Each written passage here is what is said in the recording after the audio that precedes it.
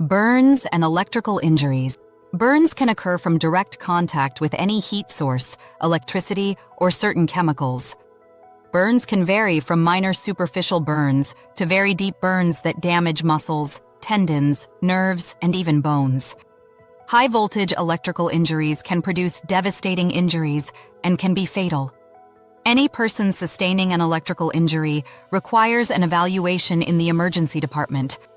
Small burns can be treated with first aid by doing the following. Ensure that the source of the burn has been dealt with and the scene is safe. Wear personal protective equipment and get the first aid kit. Rinse the burn in cool or cold water. Apply antibiotic or burn cream if no allergies exist. Cover with a clean, dry, non-stick dressing. Have the person follow up with a healthcare provider. Do not apply ice to a burn.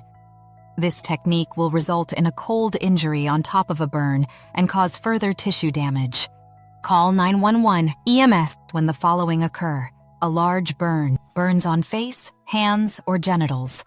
Burns to skin over joints, such as the backs of the knees, also require special treatment, as constant motion will make healing more complicated. Difficulty breathing, a fire, possibility of carbon monoxide exposure, stop, drop, and roll is the best way to put a fire out from the person.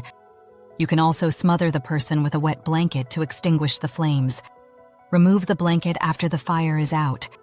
When caring for a person with a large burn, do the following. Ensure that the scene is safe. Call 911 EMS. Put on personal protective equipment and get the first aid kit. Remove any part of the clothing which is not stuck, and if you have suitable alternative coverings, i.e., a clean plastic film, sheet, blanket, etc., cover them with these. Do not remove clothing that is attached to their skin as it may tear the injury further.